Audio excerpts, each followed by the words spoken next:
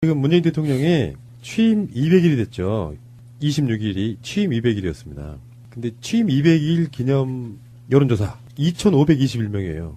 보통 여론조사보다는 훨씬 많죠. 문재인 대통령 지지율 73%. 그 전에 있던 그 전주보다 올랐는데 1.4% 올랐는데 저는 왜 이걸 이슈로 갖고 왔냐면은 200일이 73%. 우리 이제 만성이 돼가지고 뭐 별로 그렇게 그런 게 없는데 지금 현재 안철수, 홍준표의 멘붕을 봐요.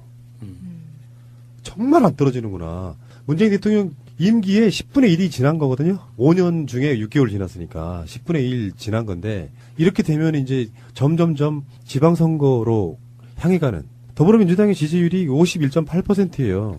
518이네요. 굉장히 의미가 있네요. 지금 국민의당의 지지율이 4.5%고 역대 지금 안철수가 당대표가 된 이후에 역대 최저치를 갈아치우고 있어요. 지금 땅으로 막 파고 들어가고 있다고. 이러면 급해진단 말이에요. 이런 여론조사가 계속 나오고 샤위가 있을 거다. 뭐 앞으로 우리 숨은 지지자는 있다. 이렇게 생각을 계속 해왔지만 지방선거는 다가오고 있어요. 내년 초면 지방선거 웬만한 정당에서의 스케줄이 대부분 다 확정되거든요. 네. 지금 11월 말이고 12월 지나고 나면 그 상태로 계속 갈 수밖에 없는 상황이 얼마나 마음이 급해지겠어요. 멘붕에 빠지는 거죠. 이 오차 범위가 신뢰 수준에서 플러스 마이너스 4.4%예요. 근데 국민의당이 4.5% 나왔네요. 거의 영해 수렴하는 거죠. 문재인 대통령 200일 취임이라고 해서 트위터나 이런 데에서 취임을 맞이해서 더민주에 2만 원씩 송금하시는 분들이 꽤 많았었어요. 근데 이 건이 얼마나 될까 했더니 거의 1000여 건 정도 들어왔다 그래요. 어찌됐건 자유한국당이 지금 이 여론조사에는 16.4%. 그리고 이제 지금 바른정당이 5.5%고요. 국민의당은 4.5니까 안철수의 이론에 의하면 바른정당이 국민의당을 흡수통합하는 거예요. 그러네요, 진짜. 그렇게 해서 자기들 여론조사는 어떻게 했는지 모르지만 지금 현재 자유한국당이 16.4%인데 최근 지들이 만든 합당했을 때 여론조사는 19% 나온다 그랬거든요. 예. 그래서 2당 올라간다고 그러는 거예요. 그거는 그 안철수 그 휴대폰에 있는 사람들한테 조사한 거 아닐까요? 네. 그래서 문재인 대통령이 뭐 어떤 이슈가 있어가지고 떨어지기는 해요. 어쩔 때는. 뭐 1점 몇 프로 떨어지다가 예. 다시 올라가고. 그러니까 이게 그 유명한 박스권이 이제 진짜로 형성된 거예요. 지지도 하락이 쭉 꾸준히 이어지는 게 아니라 60% 후반대에 한 번 빠졌다가 대부분 다 어느 여론조사들이 70%대에서 왔다 갔다 하잖아요. 딱 고구마네요. 예. 아우 답답해. 그쪽에서 보면. 이게 이번에는 그 큰 이슈가 있었죠. 사실은 세월호 미수습자 사건, 해수부 그 공무원들의 그 뻘짓 때문에 문제가 좀 심각해진 이런 상황이 있었는데도 불구하고 지지율이 올랐다는 것은요. 정당 지지율과 대통령 지지율이 같이 올랐다는 것은 이것이 국민들이 보기에 이제는 뉴스가 왜곡돼서 국민들한테 직접 전달되는 게 아니에요. 걸러서 본다는 거죠. 아, 이거는 정부가 여당이 잘못한 게 아니라 얘가 잘못했구나. 이걸 다 걸러서 본다는 거죠, 이제. 플러스 하나 더 있죠. 우리가 갖고 있는 생각이랑 똑같아요. 국민들이. 정말 현명하신 게 그런 거죠. 그래서 문재인 정권이 힘을 빠지면 어떻게 될 건데. 계속 계획하라고 밀어주는 거예요. 70%의 국민들은. 이렇게 형성된 여론은 안 빠져요. 그렇죠. 예. 네. 문재인 대통령 정부가 아무리 못해도 니들만 하겠냐 이거예요. 그런 관점으로 보는 게 맞을 것 같습니다. 홍준표가 굉장히 유의미한 말을 했습니다. 아, 자꾸 이렇게 페이스북에다 이런 거 자꾸 적어서 올리는지. 제가 말씀드렸잖아요. SNS는 인생의 낭비라고 그렇지. 퍼거슨 감독이 그랬어요. 쓸데없는 소리를 너무 많이 해. 왜 SNS를 할까요? 사람들은. 소통? 낭비라는 이유를 설명드려 볼게요. 좋은 점이 충분히 있죠. 있긴 있는데 한편으로 보면은 이게 의도를 가지고 도구로 사용하는 게 너무 강해지기 시작하면 자기 SNS가 오염되는 거예요. 그러니까 즐기는 사람들, SNS로 그 커뮤니케이션하고 즐기는 사람들은 모르겠는데 이렇게 정확한 특정한 목적을 가지고 접근하는 사람들은 그 네트워크 자체를 오염시키는 효과가 있죠. 그래서 그게 의도성이 너무 강해지면 예. 그때부터는 인생의 낭비가 되는 거예요. 매스컴에 자꾸 얼굴을 비칠 수 있으면 좋은 거고 그렇지 않은 사람들, 그러니까 아예 자기들한테 마이크가 돌아오지 않으니까 SNS에 팔로워를 키워가지고 자기 말을 하는 방식으로 써먹었잖아요. 네. 그런데 이 SNS를 통해 가지고 정치적 목적을 너무 갖고 있다 보면 대체적으로 SNS의 특성 중에 하나가 마음에 안 드는 사람은 블락하면서 여론을 왜곡시키는 대표적인 여론을 왜곡당한다고요. 그러니까 자기의 어떤 세계가 굉장히 좁아지죠. 맞아요. 보고 싶은 것만 예, 보는 예. 거죠. 그렇다 보니까 자기가 하는 말이 굉장히 남들로부터 호응을 받고 있다는 착각 속에 더 나아가게 되는 거거든요. 네. 정치인한테는 내가 보기에 가장 최악이에요, 이게. 그리고 이런 것도 있죠. 과대표되는 게 있어요. 트위터든 어떤 여론이라는 건 우리가 생각하는 것보다 훨씬 과대표되는 게 있습니다. 특히나 이 자유한국당이라고 이름 붙여진 그 보수, 자기들 자칭하는 꼴보수죠. 그러니까 꼴통 진영에서 SNS 전쟁에서 졌다는 인식이 어느 순간부터 있었어요. 그래서 SNS를 어떤 정치인의 의무처럼, 그러니까 기초의원들까지 이렇게 확산시켰거든요. 그래서 당원들 사이에서 자기 지역구나 자기가 아는 의원들 SNS에 댓글을 달아주는 게 일종의 문화처럼 돼 있어요.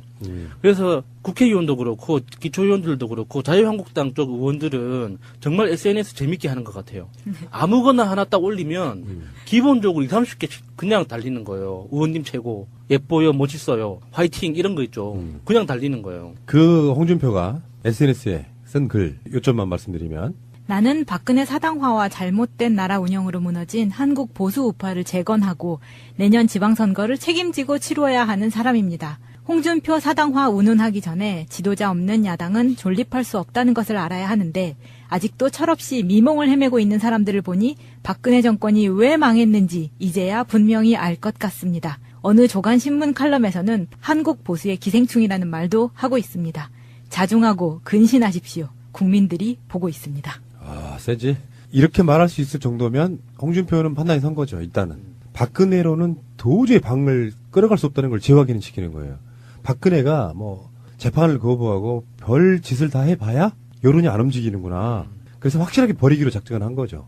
물론 최경환 등과의 서청원 등과의 갈등 관계도 있었지만 이러면서 이제 일설은 이런 게 나왔어요. 자유한국당이 오늘 특검법을 제출했거든요. 검찰과 국가정보원 둘 다 같이 엮어갖고 가는데 특검법을 제출을 하면 통과가 되나요? 이번 특검법은 형식적으로 제출한 거죠. 그렇죠. 정치 예. 논쟁화하기 예. 위해서 제출한 거라고 예, 보고. 보도자료용으로 그냥 형식적으로 이렇게 제출은 했지만 내용을 보면 사실 특검법이 어떤 특정 정당이 일방적으로 낼 수 있는 법안이 아니잖아요. 이 특검법 하나 제대로 만들려고 그 지난한 협상을 하고 싸우기도 하고 이 물밑 협상을 얼마나 열심히 하는데 자기들끼리 하나 덜렁 만들어가지고 의원가에 제출한다고 그게 통과될 리는 없죠. 통과 안 될 걸 알면서 예. 이슈화 시키기 위해서 만드는 거예요. 검찰하고 법무부 사이에 특수활동비를 국정원의 특수활동비랑 엮어가지고 사실보다 다른 내용 갖고 이걸로 특검하자. 그것도 나만 쓴 게 아니야. 쟤들도 썼어. 아니, 이런 이야기를 하고 그리고 싶은 이거 정말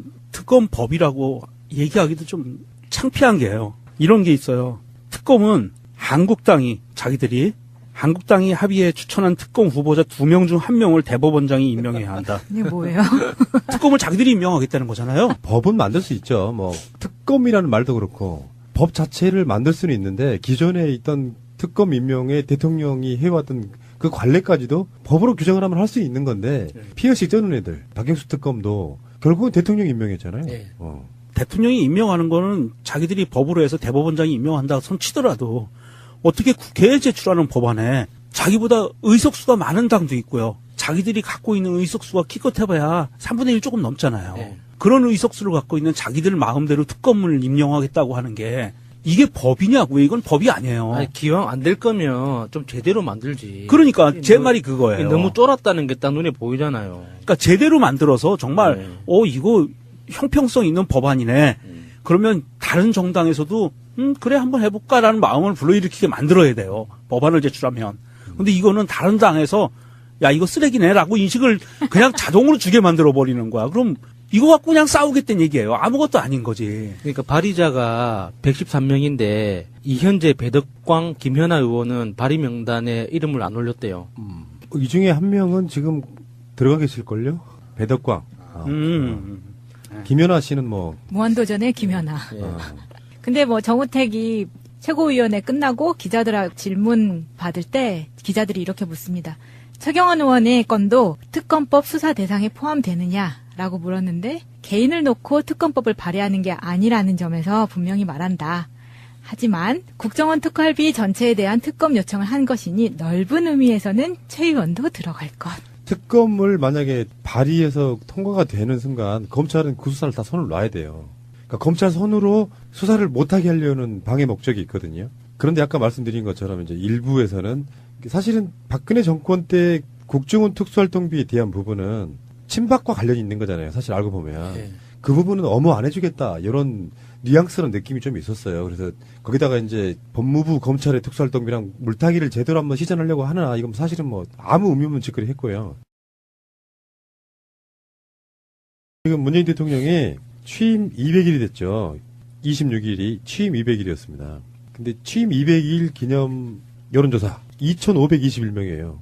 보통 여론조사보다는 훨씬 많죠. 문재인 대통령 지지율 73%. 그 전에 있던 그 전주보다 올랐는데 1.4% 올랐는데 저는 왜 이걸 이슈로 갖고 왔냐면은 200일이 73%. 우리 이제 만성이 돼가지고 뭐 별로 이렇게 그런 게 없는데 지금 현재 안철수, 홍준표의 멘붕을 봐요.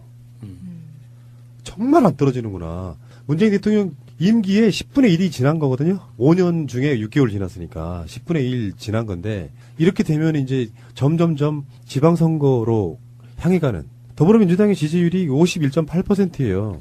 518이네요. 굉장히 의미가 있네요. 지금 국민의당의 지지율이 4.5%고 역대 지금 안철수가 당대표가 된 이후에 역대 최저치를 갈아치우고 있어요. 지금 땅으로 막 파고 들어가고 있다고.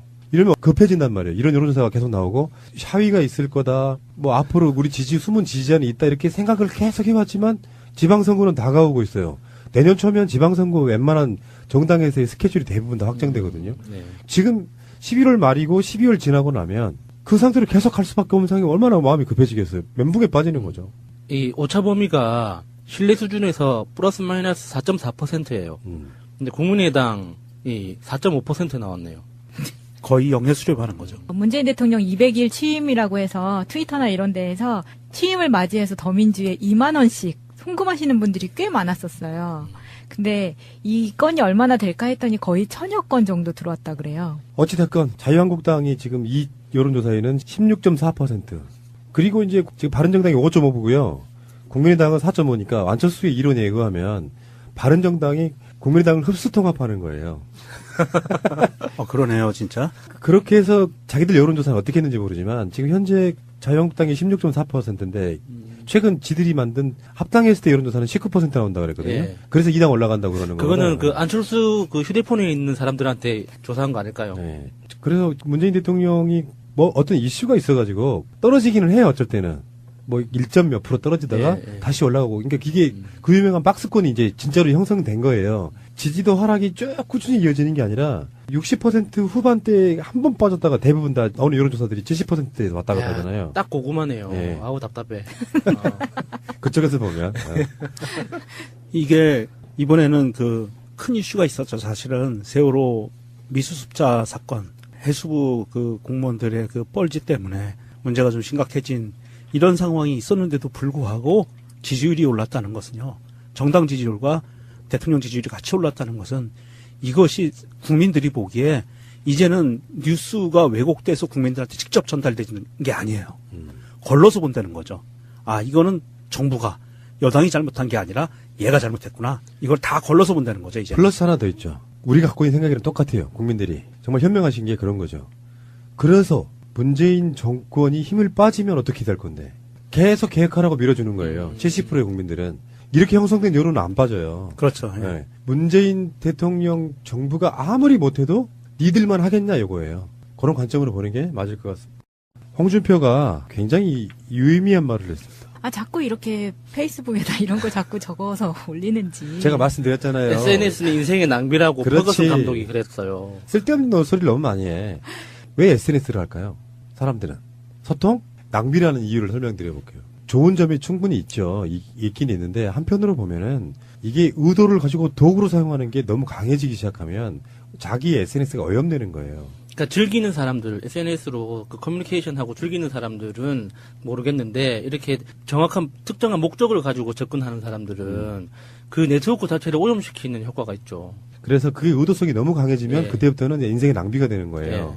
매스컴에 자꾸 얼굴을 비칠 수 있으면 좋은 거고 그렇지 않은 사람들, 그러니까 아예 자기들한테 마이크가 돌아오지 않으니까 SNS에 팔로워를 키워가지고 자기 말을 하는 방식으로 써먹었잖아요. 네. 그런데 이 SNS를 통해 가지고 정치적 목적을 너무 갖고 있다 보면 대체적으로 SNS의 특성 중에 하나가 마음에 안 드는 사람은 블락하면서 여론을 왜곡시키는 대표적인 여론을 왜곡당한다고요. 그러니까 자기의 어떤 세계가 굉장히 좁아지죠. 맞아요. 보고 싶은 것만 예, 보는 예. 거죠. 그렇다 보니까 자기가 하는 말이 굉장히 남들로부터 호응을 받고 있다는 착각 속에 더 나아가게 되는 거거든요. 네. 정치인한테는 내가 보기에 가장 최악이에요, 이게. 그리고 이런 것도 있죠. 과대표되는 게 있어요. 트위터든 어떤 여론이라는 건 우리가 생각하는 것보다 훨씬 과대표되는 게 있습니다. 특히나 이 자유한국당이라고 이름 붙여진 그 보수, 자기들 자칭하는 꼴보수죠. 그러니까 꼴통 진영에서 SNS 전쟁에서 졌다는 인식이 어느 순간부터 있었어요. 그래서 SNS를 어떤 정치인의 의무처럼, 그러니까 기초의원들까지 이렇게 확산시켰거든요. 그래서 당원들 사이에 제대로 만들려고 그 지난한 협상을 하고 싸우기도 하고, 이 물밑 협상을 얼마나 열심히 하는데, 자기들끼리 하나 덜렁 만들어가지고 의원가에 제출한다고 그게 통과될 리는 없죠. 통과 안 될 걸 알면서 예. 이슈화 시키기 위해서 만드는 거예요. 검찰하고 법무부 사이에 특수활동비를 국정원의 특수활동비랑 엮어가지고 사실보다 다른 내용 갖고 이걸로 특검하자. 그것도 나만 쓴 게 아니야. 쟤들도 썼어. 이런 이야기를 하고 그리고 싶은 이거 정말 특검법이라고 얘기하기도 좀 창피한 게요. 이런 게 있어요. 특검은 한국당이 합의해 추천한 특검 후보자 2명 중 1명을 대법원장이 임명해야 한다. 이게 뭐예요? 특검을 자기들이 임명하겠다는 거잖아요. 법은 만들 수 있죠. 뭐 특검이라는 말도 그렇고 법 자체를 만들 수는 있는데 기존에 있던 특검 임명에 대통령이 해왔던 그 관례까지도 법으로 규정을 하면 할 수 있는 건데 피해식 쩌는 애들 박영수 특검도 결국은 대통령 임명했잖아요. 네. 대통령이 임명하는 거는 자기들이 법으로 해서 대법원장이 임명한다 손 치더라도 어떻게 국회에 제출하는 법안에 자기보다 의석수가 많은 당도 있고요. 자기들이 갖고 있는 의석수가 기껏해봐야 3분의 1 조금 넘잖아요. 네. 그런 의석수를 갖고 있는 자기들 마음대로 특검을 임명하겠다고 하는 게 이게 법이냐고요. 이건 법이 아니에요. 아니, 기왕 안 될 거면 좀 제대로 만들지. 그러니까 제 말이 그거예요. 너무 쫄았다는 게 딱 눈에 보이잖아요. 그러니까 제대로 만들어서 정말 네. 이거 형평성 있는 법안이네. 그러면 다른 정당에서도 그래 한번 해볼까라는 마음을 불러일으키게 만들어야 돼요. 법안을 제출하면. 근데 이거는 다른 당에서 야 이거 쓰레기네라고 인식을 그냥 자동으로 주게 만들어 버리는 거야. 그럼 이거 갖고 그냥 싸우겠다는 얘기예요. 아무것도. 그래서 자기 지역구나 자기가 아는 의원들 SNS에 댓글을 달아주는 게 일종의 문화처럼 돼 있어요. 그래서 국회의원도 그렇고 기초의원들도 그렇고 자유한국당 쪽 의원들은 정말 SNS 재밌게 하는 것 같아요. 아무거나 하나 딱 올리면 기본적으로 20, 30개 그냥 달리는 거예요. 의원님 최고, 예뻐요, 멋있어요, 화이팅 이런 거 있죠. 그냥 달리는 거예요. 그 홍준표가 SNS에 쓴 글 요점만 말씀드리면 나는 박근혜 사당화와 잘못된 나라 운영으로 무너진 한국 보수 우파를 재건하고 내년 지방선거를 책임지고 치루어야 하는 사람입니다. 홍준표 사당화 운운하기 전에 지도자 없는 야당은 존립할 수 없다는 것을 알아야 하는데 아직도 철없이 미몽을 헤매고 있는 사람들을 보니 박근혜 정권이 왜 망했는지 이제야 분명히 알 것 같습니다. 어느 조간신문 칼럼에서는 한국 보수의 기생충이라는 말도 하고 있습니다. 자중하고 근신하십시오. 국민들이 보고 있습니다. 아, 세지. 이렇게 말할 수 있을 정도면 홍준표는 판단이 선 거죠. 일단은 박근혜로는 도저히 방을 끌어갈 수 없다는 걸 재확인을 시키는 거예요. 박근혜가 뭐 재판을 거부하고 별 짓을 다 해봐야 여론이 안 움직이는구나. 그래서 확실하게 버리기로 작정을 한 거죠. 물론 최경환 등과의 서청원 등과의 갈등 관계도 있었지만 이러면서 이제 일설은 이런 게 나왔어요. 자유한국당이 오늘 특검법을 제출했거든요. 검찰과 국가정보원 둘 다 같이 엮어갖고 가는데 특검법을 제출을 하면 통과가 되나요? 이번 특검법은 형식적으로 제출한 거죠. 그렇죠. 정치 예. 논쟁화하기 예. 위해서 제출한 거라고 예, 보고. 보도자료용으로 그냥 형식적으로 이렇게 제출은 했지만 내용을 보면 사실 특검법이 어떤 특정 정당이 일방적으로 낼 수 있는 법안이 아니잖아요. 이 특검법 하나